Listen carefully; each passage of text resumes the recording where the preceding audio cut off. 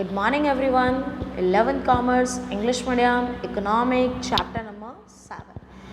Now, in this concept, point number 3, industrial points. Now, industry we can say is the contributions of industrial sector in employment and national income has increased over a time.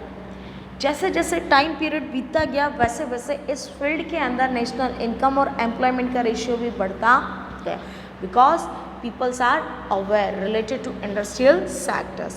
However, India is called a completely industrialized nation from the developed criteria and development criteria. अगर development करना है तो आपको fully क्या करना पड़ेगा, industrial sectors को place देना पड़ेगा. So what? The shares of industrial sectors in employment was 10.6% in the years of 1951. बहुत कम परसेंटेज था. कितना था? 10.6%, and which increased to 18.2% in the 2001 and further 24.3% in the years of 2011 and 12.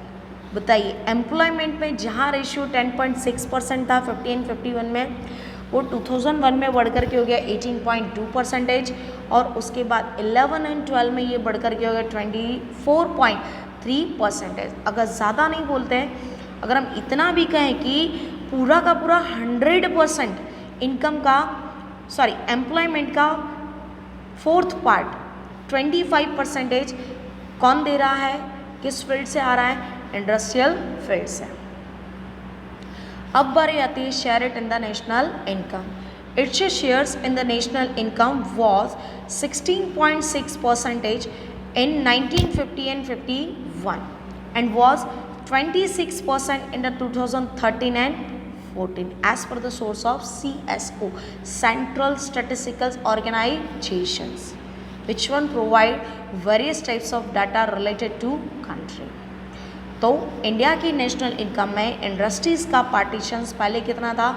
16.6%. थोड़ा आप ध्यान से सुनिएगा. 1950 एंड 51 में एम्प्लॉयमेंट में कितना रेशियो था? 10.6%. जबकि इनकम में कितना है? 16.6%. It is a extra ordinary than the employment. Now in 2013 and 14 it was 26%. Besides, the industrial sector contribute 2/3 of the export earning in the present time. Thus, though the industrial sector is progressing, India cannot be called a completely industrialized nation. धीरे धीरे progress हो रही है but fully progress होगी ऐसा हम कह सकते नहीं. नेक्स्ट आता है service sector. The share of service sector in employment in 1951 was 17.3%. Employment में सर्विस सेक्टर्स का पार्ट 1950 एंड 51 में कितना था? 17.3%. It is a more than industrial sector. In 2001, it was becoming as 25.2% and in 2011 and 12, it was becoming as a 27%. As per the time period, it will be increased.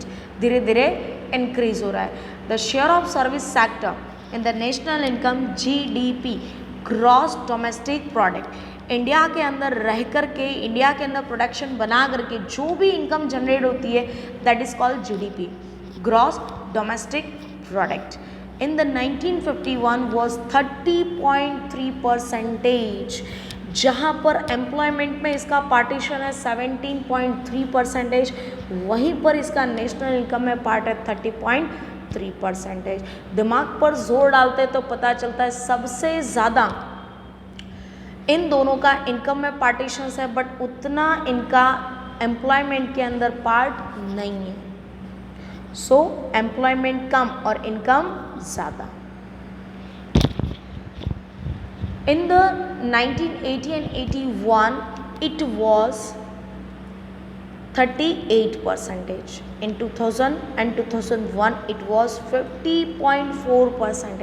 India की total income का 50% part कहाँ से आता था? Service sector से.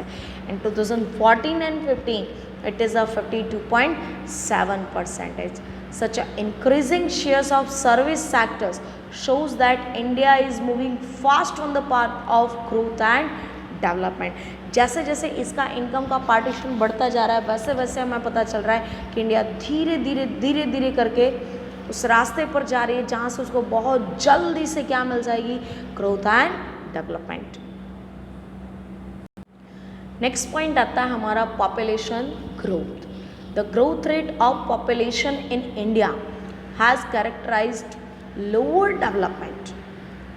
अगर सबसे बड़ा कोई रीज़न है कि हम आगे नहीं बढ़ सकते, that is our populations growth. There has been an average annual increase of 1.5% in the population after the independence and it signifies population's explosions। हर साल हमारी इंडिया की ग्रोथ कितनी थी, 1.5% आफ्टर द इंडिपेंडेंस, यानी कि हर साल 1.5 करोड़ पीपल्स बढ़ रहे हैं। That is known as populations explosion, populations का ब्लास्ट हो रहा है।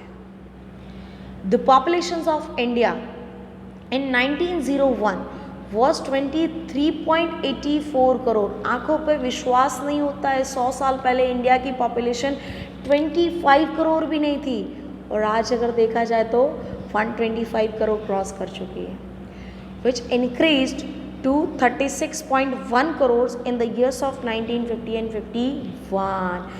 Now in 2001 it is a 102.7 crores and for the 121.2 crores in the years of 2011, and such a high growth rate of population has remained a matter of concern। सबसे बड़ा हमारा difficulty या problem है वो है पॉपुलेशन ग्रोथ।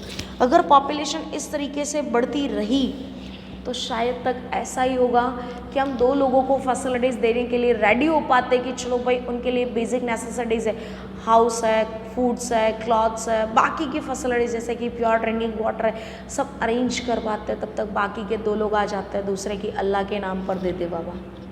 मतलब population इस तेज़ी से बढ़ रही है कि हम उसके बीच में कुछ भी कह सकते नहीं हैं। 2 लोगों के लिए फैसिलिटीज़ अगर गवर्नमेंट अरेंज करती है तब तक 4 लोग खड़े हो जाते हैं कि हमें भी फैसिलिटीज़ दो। 4 लोगों के लिए अरेंज करते हैं तब तक 10 लोग खड़े हो जाते हैं, क्योंकि पॉपुलेशन इस तरीके से इतनी तेज़ी से बढ़ रही है। तो जो पैसा, जो मनी इन्वेस्ट होना चाहिए ग्रोथ के पीछे, डेवलपमेंट के पीछे, वो मनी कहाँ पर इन्वेस्ट हो जाती है? लोगों के पीछे, पॉपुलेशन के पीछे। तो हम चाह करके भी अपनी कंट्री की ग्रोथ नहीं कर सकते। सो आज के लिए इतना ही, बाकी का चलेंगे नेक्स्ट लेक्चर में। इतना आपको अच्छे से करना है। कोई क्वेरीज हो तो you can ask. Thank you so much.